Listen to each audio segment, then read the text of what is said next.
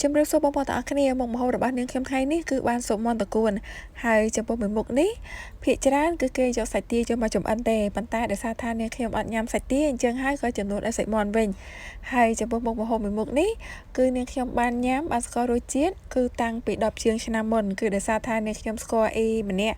គាត់ជាជនជាតិខ្មែរកម្ពុជាក្រោមគាត់ឲ្យនាងខ្ញុំទៅលេងផ្ទះគាត់អញ្ចឹងគាត់ចំអិនមុខម្ហូបមួយមុខនេះឲ្យញ៉ាំឃើញថាឆ្ងាញ់ប្លែកមាត់ដែរអញ្ចឹងក៏សូមរូបមន្តចាទុកធ្វើញ៉ាំរហូតដល់សប្តាហ៍នេះឯង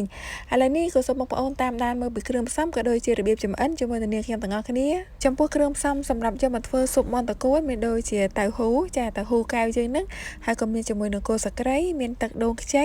ហើយក៏មានជាមួយនឹងម្ទេសប្លោកក្រៀមខ្ទឹមសខ្ទឹមក្រហមឥឡូវនេះក៏នាងខ្ញុំយកតៅហ៊ូចាចាក់ចូលទៅក្នុងសាច់មាន់ហើយចំពោះបរិមាណតៅហ៊ូនេះគឺយើងប្រើរៀងច្រើនបន្តិចបើសិនជាមាន់កាន់តែច្រើនឬមួយក៏សាច់ទាកាន់តែច្រើនយើងប្រើតៅហ៊ូនេះក៏កាន់តែច្រើនដូចគ្នាផងដែរ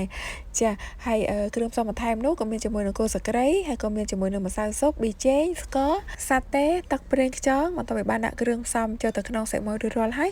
គឺមកច្របាច់ច្របល់គ្រឿងផ្សំហ្នឹងឲ្យបានចូលសព្វទៅក្នុងសាច់មាន់ឥឡូវនេះសាច់មាន់ក៏នាងខ្ញុំបានច្របល់គ្រឿងផ្សំរួចរាល់ហើយក៏មកដាក់ដាំឆ្នាំងឲ្យក្តៅបន្ទាប់មកដាក់ប្រេងហើយដាក់រំលីងខ្ទឹមសខ្ទឹមក្រហមគល់ស្លឹកគ្រៃហើយនិងម្ទេសឆ្អើរចិញ្ច្រាំមកហ្នឹងរំលីងឲ្យបានឡើងឈ្ងុយល្អបន្ទាប់ពីកូររំលីងខ្ទឹមសខ្ទឹមក្រហមម្ទេសបានឡើងឈ្ងុយល្អហើយក៏ដួសសាច់មាន់ដែលបានប្រឡាក់គ្រឿងមុនហ្នឹងចូលទៅក្នុងឆ្នាំងហើយកូររំលីងរហូតដល់ដាច់ទឹកប្រៃណាបងប្អូនហើយចំពោះសាច់មាន់នេះបងប្អូនស្រឡាញ់ទំហំប៉ុណ្ណាបងប្អូនកាប់ទៅតាមចំណង់ចំណូលចិត្តអញ្ចឹងណាប៉ុន្តែសម្រាប់នាងខ្ញុំគឺចូលចិត្តកាប់សាច់មាន់ធំបែបនេះចាបើសិនជាកាប់ទុយពេកមានអារម្មណ៍ថាដូចឆ្អឹងច្រើនអញ្ចឹងណាបងប្អូនចាបន្ទាប់ពីកូររំលីងសាច់មាន់បានអាចទឹកប្រៃល្អហើយក៏ដាក់ជាមួយនឹងដូងខ្ចីហើយក៏បន្ថែមជាមួយនឹងទឹកស៊ុបប៉ុន្តែបើសិនបើជាបងប្អូនមានទឹកស៊ុបទេបងប្អូនបង្ក្រប់ដោយទឹកសធម្មតារំងាស់រហូតដល់សាច់មាន់របស់យើងនេះផុយល្មមញ៉ាំចំពោះការធ្វើស៊ុបមាន់ត្រកួនឬមួយក៏ទាត្រកួននេះទឹកស៊ុបគឺយើងមិនធ្វើឲ្យរាវពេកទេយើងធ្វើបែបខាប់អញ្ចឹងណាប៉ុន្តែក៏មិនខាប់ជ្រុលដែរមកខាប់ល្មមជាតិឆ្ងាញ់ណាបើសិនជាយើងធ្វើរាវពេកយើងជ្រលក់បន្លែញ៉ាំបន្លែអត់សូវមានរសជាតិឆ្ងាញ់ទេប៉ុន្តែបើទឹកស៊ុប